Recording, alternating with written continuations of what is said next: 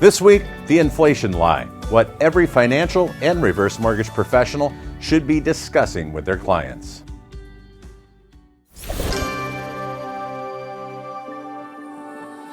Building relationships is the way Mutual of Omaha has grown into one of the leading financial services companies in the world.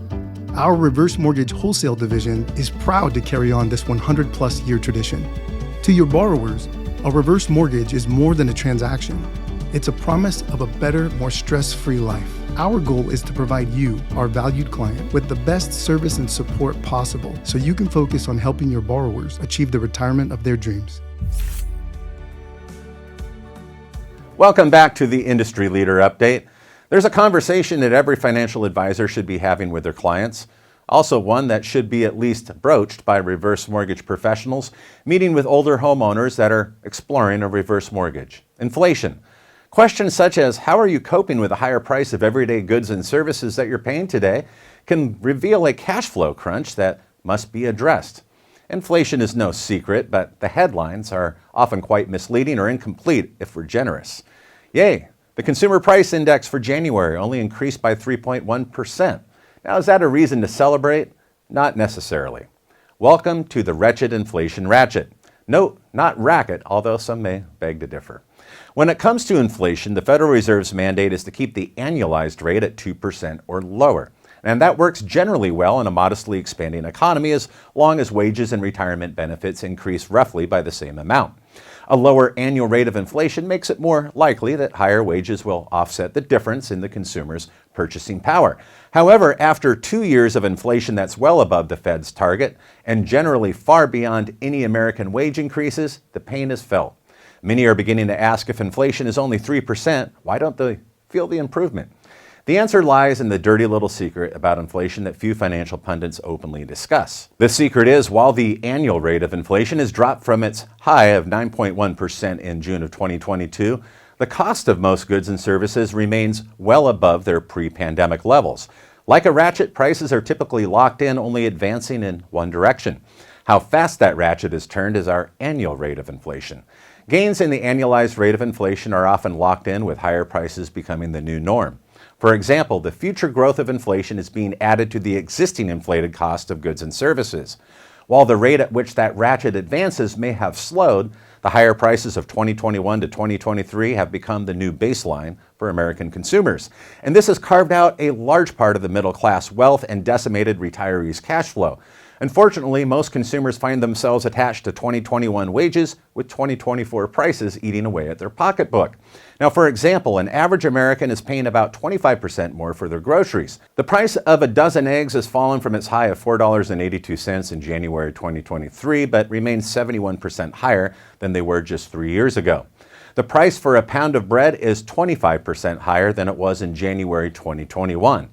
But there's another kind of inflation, the problematic and widespread increases that we're seeing in homeowners' insurance premiums that is hitting homeowners across the nation in many metro areas. And compounding this are property tax increases, much in part to the massive run-up in home prices during and following the pandemic. Now, for example, property taxes in Jackson County, Missouri jumped by 32%, according to KCTV5. In Florida, in some municipalities, such as Brunswick, Maine, they were considering increasing their property tax assessment rate. Now, for Brunswick, they were looking at an increase of 70 to 110% of the home's market value, that in accordance with that state's law. Now, the good news is that, unlike inflation, property taxes can and do fall when home values decline. Assessment rates, however, not so much. Today, despite the problematic effects of inflation, many financial pundits are touting the positive GDP numbers that were released earlier this month. And of course, while that's good and true, the GDP, or gross domestic product, does reveal that we have a strong and robust economic output, but we see that prices are remaining stubbornly higher than they were just 2 or 3 years ago. So we must ask ourselves, is deflation the answer? Will that $7 latte ever go back to its 2019 $5 price? Well, the answer to both is no. While falling prices or deflation may sound like an attractive proposition on the surface, it can actually wreak havoc on an economy. Falling prices can actually lead to a spike in unemployment and postpone consumer purchases, which fuels our economic output. For example, why buy that new washing machine when you know it's going to be cheaper in just a few months? Now, the Federal Reserve prefers instead to have modest price increases or inflation that averages around an annualized rate of 2% or less. And that's generally been the case in the last 20 years. But what about Social Security recipients?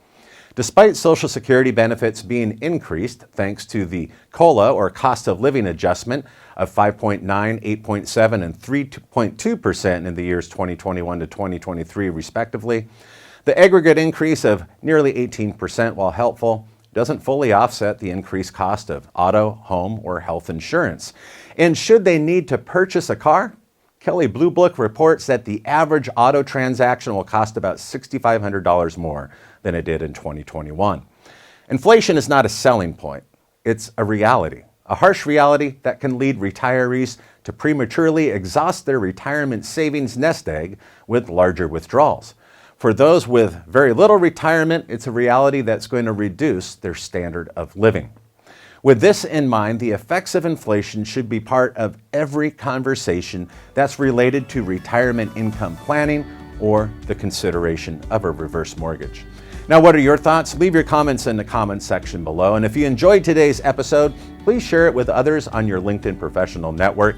We do have a YouTube channel. You can subscribe. That way you never miss an upcoming episode. And if you want to catch up on reverse mortgage news, we just so happen to curate it here at Heckham World with our weekly podcast.